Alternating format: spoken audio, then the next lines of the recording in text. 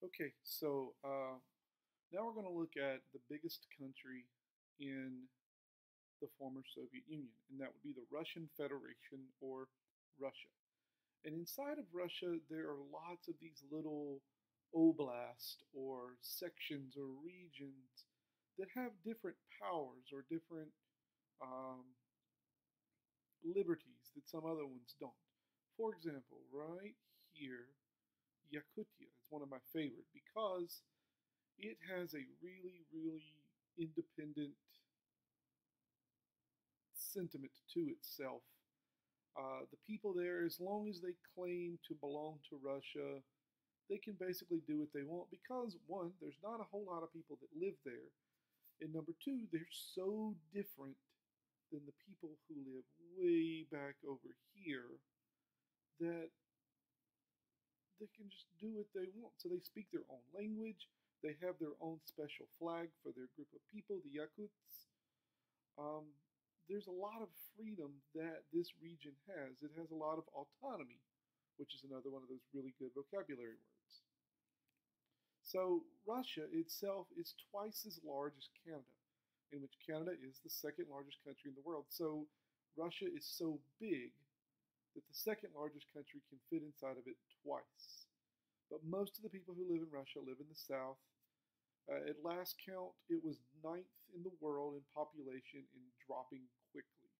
There's a lot of stress, a lot of alcoholism, and a lot of suicide, which leads to the declining numbers of Russian population. There are 30 internal states inside of Russia, much like there are 50 states inside of the US. But there are also 10 autonomous regions, which are these regions that, as long as they say, yes, we belong to Russia, you can do as you want. Now, some regions and some states have declared their independence, but Russia does not grant that independence. They say, no, you're not independent, you still belong to Russia. So, one of the big draws, the big problems in Russia is seasonal affective disorder or seasonal associative disorder or SAD. And because so much of Russia is so far north, um, the the winters there are really dark. The winter, the sun may come up at 10 in the morning and set at 4 in the afternoon. So realistically, you get 6 hours of sunlight. You may not think that's important, but sunlight actually helps release serotonin and makes you feel better because it activates vitamin K. So having more sunlight, especially if you haven't had a whole lot, actually makes you feel a little bit better. You have to have a little bit of sunlight daily. But in the winters in central and northern Russia, they don't get a lot of sunlight in the winter. Now, in the summer, they may have sunlight for 20 hours a day. It's low sun, but it's still sunlight. But in the winter, that's when a lot of the depression sets in just because of lack of sunlight, of harder living conditions, of so much snow, and the amount of alcohol that's there that can relay into um, depression. You may have watched the Winter Olympics a few years ago and seen all the stuff about Sochi. And there are, it's just so funny because Sochi was a little bit of a problem because roughly $50 billion was spent to build all the hotels and facilities for the Winter Olympics back in 2014. But there were issues even in all this money that was built, and there were questions of where did this money go to? Well, you see issues like this. There's just two toilets right next to each other, and there's no wall. It's just two toilets. The reception, there is a picture of Vladimir Putin in every hotel room, which in some hotel rooms, but it's just kind of saying, "Oh, look at how powerful our country is." If you have this in every room, it's trying to get a point across. Anyway, a lot of people started questioning why was so much money spent on Sochi. Sochi, where did it all go? And that's when Vladimir Putin started banging the war drums of we need to make sure we unite all of Russia together against all these critics who were trying to bring the Russian empire down and So that's when all the uprising in Ukraine started. But as you see, even from Sochi from 2014, it's still, it's trashy afterwards. I mean, it's still pretty up here in the back, but in the back, you can see where there's moss growing on the old ski jumps because they don't use them anymore. Uh, so it was successful in its gains, but at what cost? And that's the question that a lot of Russians have asked, and many have asked and lost their lives in the process of asking that. Another problem in Russia is homemade alcohol because the federal taxes on alcohol are so high, because that's one way that the Russian government's trying to prevent alcoholism is by saying, hey, let's raise the taxes so high to make it really expensive to buy. That'll cut down on the number of people who drink. Well, they just make their alcohol in their bathtubs. But the problem is a lot of these bathtubs are lead-lined bathtubs. And the alcohol, when they make it, yes, you can make alcohol from lots of different things. They make alcohol in prisons all the time.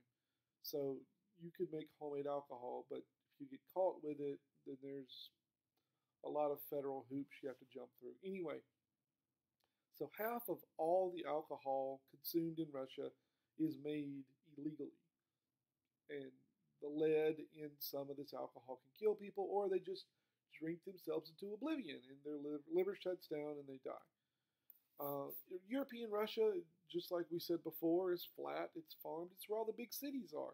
This is where you get your agricultural products, your beets and your potatoes, which are used to make vodka sometimes, and some other crops too. The capital city is Moscow. It has about 10 million people. This is St. Basil's Cathedral over here. It is the most sacred site in Russian Orthodoxy, which is their religion. And this is part of the Kremlin.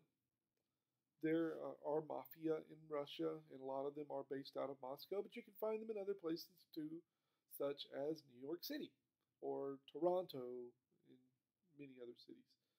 And there are a lot of these black market kiosks. You know, when you go to a mall and they have the little carts in the middle of the mall there that sell, I don't know, remote control cars or little paper airplanes or bows or whatever. Well, they have something similar to this in like the square in front of St. Basil's Cathedral, but it's illegal to do. And they may be selling like illegal CDs or movies or whatever. So when someone is there and a cop walks up and goes, hey, is this your kiosk? And the person's like, no, no, this isn't my kiosk.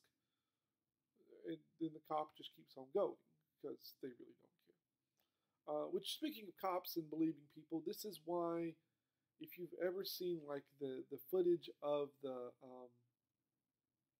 meteor that came and landed in Siberia, was it 2014 or 2013? A lot of people in Russia have dash cams. Just people, not cops. People have dash cams because if you get hit and then you go to the insurance agency and say, yeah, this guy hit me, the other guy can say, oh, it wasn't me, that was somebody else's car.